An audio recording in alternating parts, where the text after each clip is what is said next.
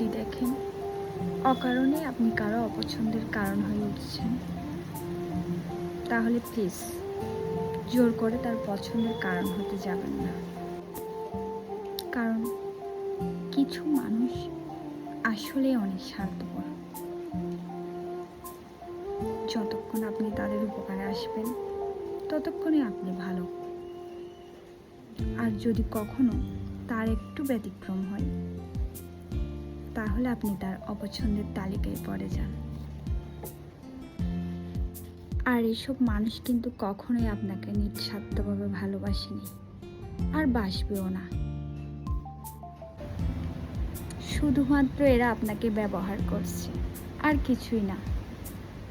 তাই আপনি হাজার চাইলেও কখনো তাদের পছন্দের কারণ হতে পারবেন না। তাই সেসব মানুষ থেকে দূরে থাকুন, যারা আপনার সামান্য ভুল, যেটা নিতান্ত ভুলেই না, সেটাকেও বড় করে দেখে আর পরিশেষে আপনাকে অপছন্দ করতে শুরু করে। বাস্তবে এই মানুষগুলো কখনোই আপনার মানসিক শান্তির কারণ হবে না। তাই সময় থাকতে আস্তে আস্তে এই মানুষগুলো থেকে দূরে সরে যান, কোনো তর্ক ছাড়াই। দেখবেন একদিন কিন্তু এরা ঠিকই বুঝবে আপনার মূল্য। তাই এইসব স্বার্থপর মানুষের ব্যবহারকে ইগনোর করে নিজের শখ, ভালো লাগা এগুলোকে প্রায়োরিটি দেন। গান করতে ভালোবাসেন তো গান করেন, ছবি আঁকতে ভালোবাসেন তো ছবি আঁকেন, কিংবা গল্পের বই ভালো লাগলে গল্পের বইও পড়তে পারেন। কবিতা লিখতে ভালোবাসলে কবিতা লিখেন, রান্না করতে ভালোবাসেন তো রান্না করুন।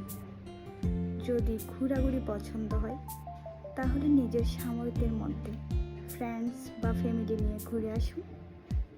ট্রাস্ট মি, এগুলো কিন্তু আপনাকে সত্যি অনেক অনেক হেভি রাখবে। তবে এইসব স্বার্থপর মানুষের ভিড়ে কিছু নিঃস্বার্থবান ব্যক্তিও থাকে, যারা আপনার মানসিক শান্তির কারণ হয়। হতে পারে এরা আপনার ফ্যামিলির কেউ, যেমন মা বাবা, কিংবা গুটি কয়েক বন্ধু বান্ধব। হতে পারে সেই মানুষটা আপনার অত্যন্ত কাছে, খুব প্রিয় একজন মানুষ। হতে পারে সেই মানুষটা আপনার স্বামী কিংবা স্ত্রী। এসব মানুষের সংখ্যা কিন্তু খুব একটা বেশি না, কিন্তু এই গুটি কয়েক মানুষের আপনার মানসিক শান্তির কারণ, আপনার ভালো লাগার কারণ, আপনার ভালো থাকার কারণ। তাই এই গুটি কয়েক মানুষ থাকলেই চলবে। ভালো থাকার জন্য কিন্তু বেশি মানুষের প্রয়োজন নেই। যে মানুষগুলো আপনাকে অনেক বেশি ভালোবাসে, অনেক কাছের হয় আপনার, যেমন আমার স্বামী।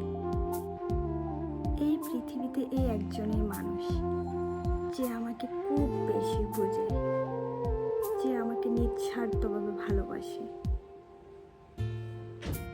যে আমার মানসিক শান্তির কারণ, যে আমার প্রতিটি কথাকে প্রায়োরিটি দেওয়ার চেষ্টা করে।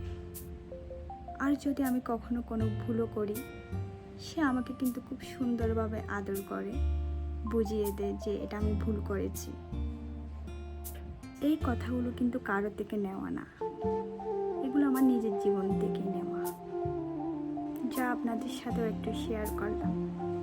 সবাই ভালো থাকবেন, সুস্থ থাকবেন, আর এসব স্বার্থপর মানুষ থেকে দূরে থাকবেন।